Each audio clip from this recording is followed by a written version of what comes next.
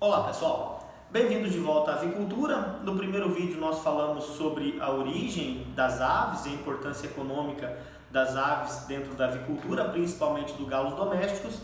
Então nós falaremos aqui agora das principais raças de galos domésticos, porque existem diversas raças e elas têm importância econômica.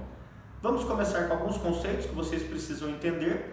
Primeiro é o conceito de espécie, que são aqueles indivíduos com características comuns, capazes de reproduzir entre si e gerar descendentes férteis. E o conceito de raça, que é dentro de uma mesma espécie, indivíduos com características comuns. E o conceito de linhagem é, dentro de uma mesma raça, indivíduos com características comuns, normalmente vindos de um mesmo ancestral. Eu facilito dizendo que o conceito de linhagem é como se fosse uma família. Essas aves são parentes daquele determinado galo. Isso é uma linhagem, certo? E por que é interessante o conceito de linhagem? Porque hoje em dia, dentro de avicultura, nós não trabalhamos com raças mais. Dentro das raças, nós temos linhagens especializadas na produção de carne, ou na produção de peito, ou no crescimento rápido, ou no empenamento rápido, e nós cruzamos essas diferentes linhagens de diferentes raças para produzir as aves comerciais que nós temos hoje.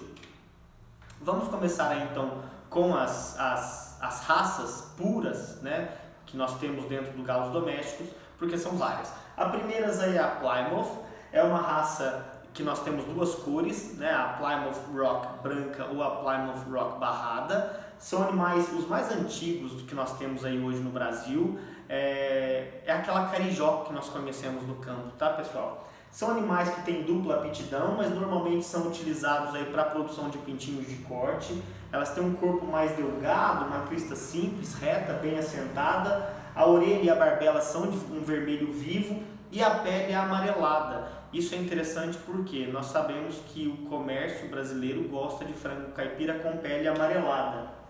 Então essa é a nossa carijó, certo? É a Plymouth. Claro que existem outras aves que têm o mesmo tipo de pelagem, obviamente, né? Pelagem não é o termo, plumagem, desculpa. Depois nós temos a Wyandotte, que é uma raça que tem dupla aptidão, mas que na verdade ela tem uma baixa produção de ovos, com uma baixa eclodibilidade. Tá? Então ela é utilizada apenas para cruzamento industrial. É uma ave que tem um dorso mais curtinho, muito em virtude da formação da sua plumagem ali. Então é um animal que ele tem expressão simplesmente porque será cruzado com outros animais. Depois nós temos a New Hampshire. A New Hampshire ela é de origem americana, New Hampshire. Ela foi desenvolvida a partir da Rhode Island Red, que é a Rod que nós conhecemos. Tá? É uma ave que tem grande expressão na produção de ovos, aí chega em torno de 200 ovos por ano, mas hoje nós temos aves aí com mais de 300 ovos por ano, mas ela também é uma grande produtora de carnes, certo? O interessante dessa raça aqui é que a crista dela tem 5 pontas, a crista dos machos tem 5 pontas, a pele também é amarelada, tá? A cor é um marronzinho mais claro, repare aqui para você ver a New Hampshire. Tá? Ela veio da Rhode Island, né? Então vamos lá.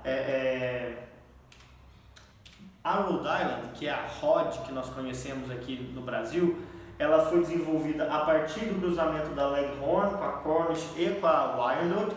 É uma raça de dupla aptidão, boa para a produção de carne quanto boa para a produção de carnes e para a produção de ovos. E nós sabemos disso, né? A Rod é conhecida aqui no Brasil por ser aquelas galinhas que a gente compra, aqueles pintinhos ali no comércio, e o pintinho cresce muito bem e a galinha é uma boa produtora de ovos vermelhos, certo? É uma ave de corpo largo, profundo e comprido, a plumagem é um vermelho brilhante com a cauda mais preta. Reparem que a Rod ela é mais escura do que a New Hampshire. Nós temos a gigante negro, que é uma raça que foi desenvolvida lá em New Jersey, é a mais pesada das raças americanas. Ela tem uma dupla aptidão, porém a postura é mais baixa, ou seja, também é uma raça que não nenhuma dessas raças, na verdade, é utilizada como raça pura para a produção de ovos ou para a produção de carne. Elas são todas utilizadas em algum tipo de cruzamento. O problema do gigante negro é que a pele ela pode ser preta, certo? E isso é um problema. Apesar de ter aqui a pele amarelada em tarso e na parte coberta da plumagem, tem algumas regiões do corpo que podem ter a pele preta, e isso é rejeitado pelo comércio, tá? você pode depreciar a raça. Aí é gigante negro, uma raça linda, de uma barbela brilhante, vermelho vivo, uma crista comprida, muito bonita, tanto nos machos quanto nas fêmeas. Nós temos a Australorp, que é uma raça desenvolvida lá na Austrália, excelente produtora de ovos, tá? Mas também é considerada uma raça de dupla aptidão. A plumagem é completamente preta, a crista em forma de serra, bem serrilhadinha, tá? O bico é vermelho. Existe o Australorp branco também, tá? Para vocês separarem. Reparem que nessa raça o dorso parece muito com a Wildwood, tá vendo? Nós temos a Cornish, que ela tem origem na Inglaterra, mais especificamente na região da Cornualha, por isso o nome Cornish. É uma raça que ela é utilizada principalmente para a produção de pintinhos de corte, porque as fêmeas não são boas poedeiras, ela tem o peito largo, forte, tá? A crista é do tipo ervilha, ou seja, aquela crista pequenininha, e a pele é amarelada, isso é uma coisa boa. Então aqui para vocês verem a Cornish, ela parece um pouco o que nós conhecemos aqui no Brasil como os nossos galos de briga, né? Mas não é, tá, pessoal? É uma raça utilizada principalmente aí no cruzamento para a produção de carne.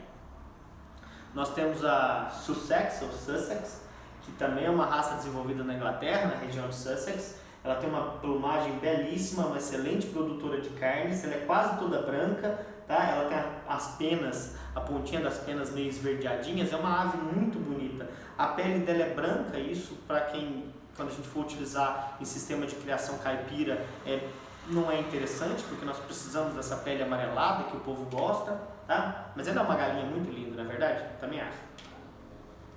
Nós temos a Leghorn. A Leghorn é uma excelente produtora de ovos, talvez é a principal raça aqui para a produção de ovos, tanto em quantidade como em qualidade. Quando eu digo qualidade, eu falo em tamanho de ovos. Ela tem um bico amarelado, tá? De comprimento médio, os olhos castanho avermelhados, ela tem brincos brancos, a canela tem os dedinhos, canela e dedinhos são amarelados. É uma ave linda e é a galinha branca de granja que nós conhecemos, tá? Claro que não é ela pura, ela foi cruzada com outras aves aí.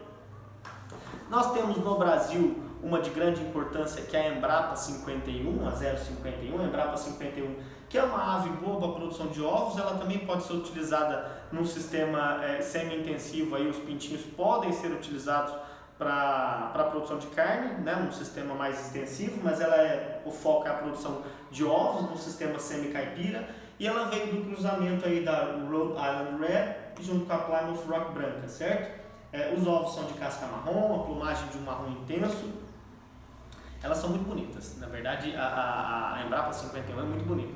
Nós temos outras raças que eu não vou entrar em detalhe aqui, porque nós temos inúmeras raças, mas nós temos algumas, Isa Brown, certo?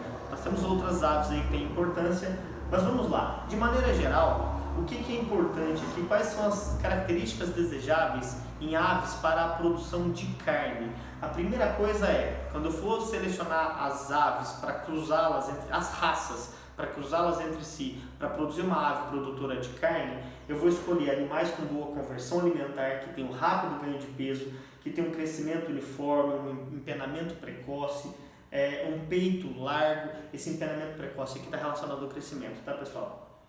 Que tem um peito largo, pernas curtas, porque na verdade eu não quero uma perna comprida, eu quero um peito comprido, tá? E que tenha boa pigmentação de pele. Já para aves produtoras de ovos, o que eu quero selecionar? Eu quero selecionar animais com boa produção de ovos, com boa conversão alimentar, que são mais resistentes a doenças, certo? Apresentar ovos com casca resistente e que tenha baixa mortalidade, porque são animais que ficarão juntos com a gente aí por 80 semanas. Bem, como eu falei para vocês, hoje em dia as raças elas já não são mais criadas comercialmente, mas sim os cruzamentos entre elas. Então o que nós temos são grandes linhagens de produtoras de carnes ou produtoras de ovos. Então são empresas que detêm linhagens de produção de carne ou de produção de ovos. Na produção de corte aqui, por exemplo, eu tenho a principal delas aí, que é a Kobe, e depois eu tenho a Ross, tá? Que são as principais, mas eu tenho a Hubbard Isa também, e nós temos aqui as poedeiras comerciais, principalmente a Edecalb e a Highline, tá? Mas todas essas aí são de importância.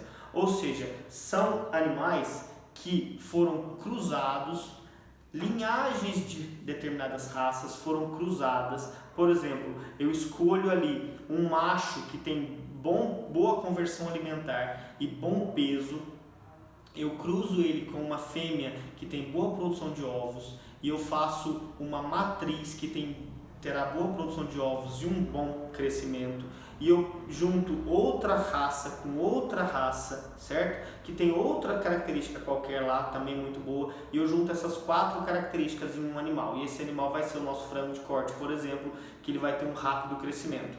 Mas por que a mãe dele tem que ter boa produção de ovos? Porque eu quero que ela produza bastante ovos para eu ter bastante pintinhos.